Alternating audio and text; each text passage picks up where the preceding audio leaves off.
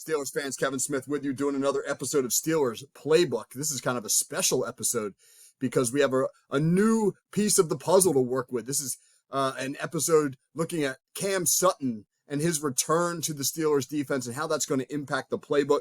The circumstances of Sutton's return after he departed for a season to Detroit are certainly not ideal, but we're just going to deal with the on-field issues and specifically look at how Sutton can impact the defense. So let's get right to it. Sutton returns to Pittsburgh after a season in Detroit where he did not play his best football, but that's largely because of the role the Lions asked him to execute. Detroit asked Sutton to be a number one corner and cover the other team's best receiver, and he's really not built for that.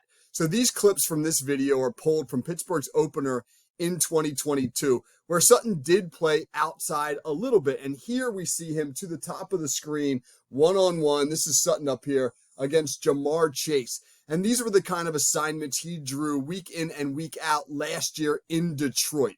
And this isn't a great matchup. Watch this route here. Chase is just going to make a great move. He stems Sutton and then beats him outside with an excellent cut. Sutton doesn't really have the lateral quickness to be able to man up these better receivers, these elite receivers in the NFL. Watch right here. You can see right there as Chase has stemmed Sutton to the top of the screen that what he's done here by staying square is he's really created a two-way go for himself. He can go here. He can break out. Sutton is really kind of flat-footed. Look at his feet right there. He's got a little bit of a forward lean. He's just not in great position to be able to react to a cut. He got his cushion broken pretty fast, and Chase will do that to a lot of receivers. So this is not the ideal role for Cam Sutton in Pittsburgh.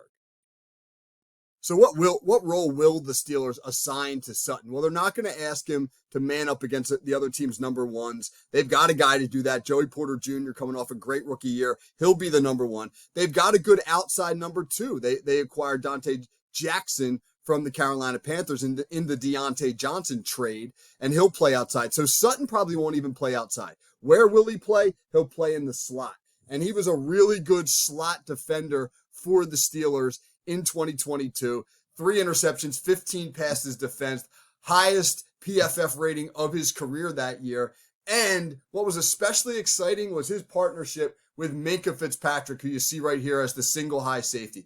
Fitzpatrick and Sutton worked really well together, and the Steelers were able to do a great job disguising coverages, moving pieces. Look at this right here. You see the Bengals in a 3-by-1 set, 3 to the top of the screen, Sutton in the slot. It kind of looks like with a single high safety that this is going to be man. You get a man look up top here, right? You get a man look down here to the bottom. All right, Sutton appears to be manned up on the slot receiver, and then it looks like you got some kind of a bracket working on the number 3 receiver right here. So it looks like man coverage, but it's not. It's not going to be man. Watch Sutton at the snap, the back pedal. He and Trey Norwood both drop to a cover 2 while Minkah Fitzpatrick jumps down to rob the short route here. Watch it again. Joe Burrow is confused by this, right? You can see immediately as Burrow takes his drop. Look what's happening. The coverage is transforming. Here's Sutton taking his deep half drop. Here's Norwood taking his deep half. Here's Fitzpatrick working down into that robber technique, that high hole area, right? Anything that's going to break in here. This appears to be where Burrow's looking, and Fitzpatrick is making a beeline for it. He's going to rob this route. And once Burrow realizes he can't get the ball there, he's going to have to hold the football. The rush is going to get home, and then Burrow's got to take off and take a hit. And you know the Bengals hate to see that. So this kind of coverage disguise is really something the Steelers were lacking last year with inexperienced slot corners and what they're going to get back in Sutton.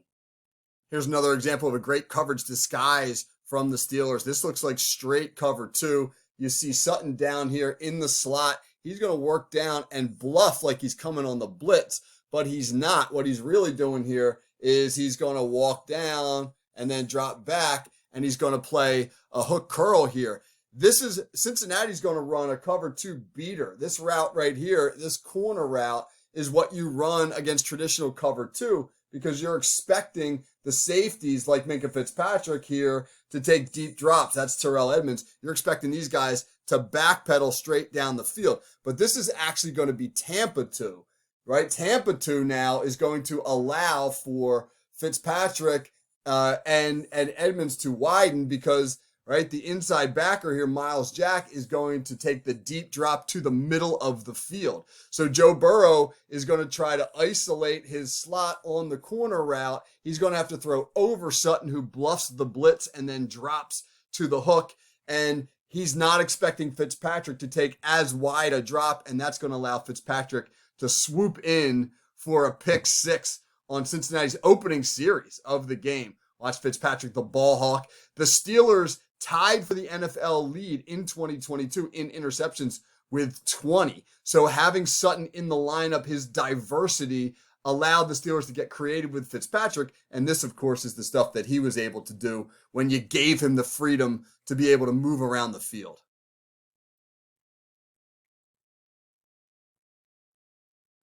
All right, so we've seen Sutton line up low and drop to a deep half.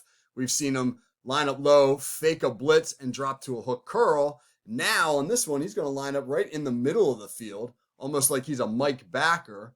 And he's going to be the deep dropper on the Tampa 2, where the Steelers now are going to be able to take away this seam shot from Cincinnati on a third down play. That's where Burrow wants to go with the ball. He wants to hit that deep ball up the seam, but watch Sutton with his deep drop take it away. It's almost as though Burrow sees him at the last second here and then has to come down to his check down, right here, man. You see Burrow looking that way. He doesn't quite get what he wants, and so he comes down to his check down, right? The eyes right here. Look, you can see Burrow peeking there, right? It looks like he wants to take this shot. You see Burrow's eyes there, all right? But you got that drop carrying the seam, and then you've got Sutton working over this way, and that's going to spook Burrow. He's going to have to step up in the pocket, come off of it, and hit his check down. So lots of different uses with Sutton in the slot role or down at the second level. Lots of versatility. Steelers going to get really creative.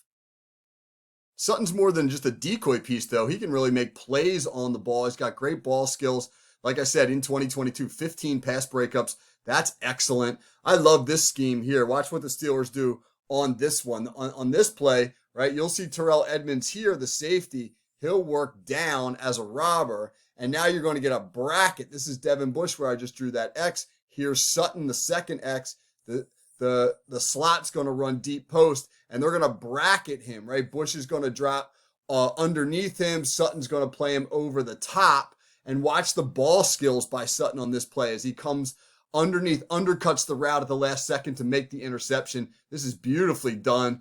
Excellent catch, right? Another really good scheme by the Steelers, right? Right here, Burrow isn't sure what to expect. What's he getting right here? If he thinks he's going to get cover two, then he's going to try to throw the bender in between the two safeties. Here's Edmonds. If he thinks Edmonds is going to be sitting here, the bender's not a bad throw because you're going to split the safeties, right? The vertical's pulling Fitzpatrick out of here, but he's not getting cover two, right? He's getting this sort of robber bracket, again, down to the second level, right? Sutton over the top, Bush underneath, bracketing the post route, and then a really nice job getting to the ball by Sutton, undercutting the route. Excellent job snatching the ball out of the air. So again, not just a decoy piece, not just a guy that you can use to free up other defenders, but also a playmaker in his own right.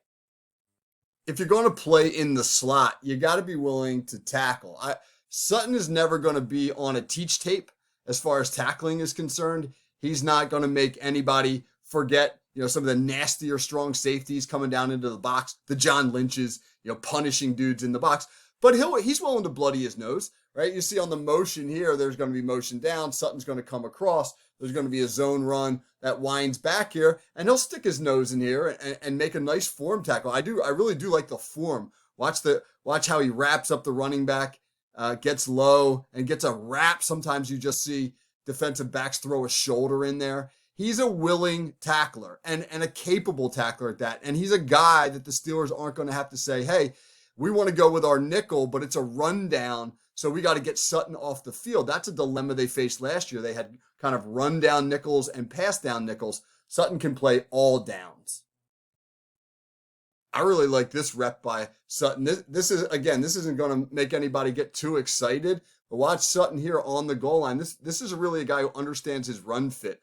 I just did a video for my Twitter page where I was talking about caging plays. What's it mean to cage a run play? You're going to get a little motion across from Jamar Chase. And so T. Higgins and Chase are both going to be tasked with reaching the edge on this toss to Joe Mixon out here. And Sutton's just going to do a really nice job of beating both of them and getting up the field and setting an edge. And he's going to force Mixon to cut back inside where all the pursuit is going to get to him. So, I mean, this doesn't go down as a tackle for Sutton, but it's a smart play by a guy who understands his role in the defense. He knows, hey, my job's to turn this thing back in and not get blocked, right? He beats both Higgins and Chase to the point. You can actually see Chase, watch Chase kind of clap in frustration at the end. He realizes, I missed the block, right? They're not paying Jamar Chase to block, but he's got to do a better job than that. And Sutton makes him wrong here. Nice play by Sutton.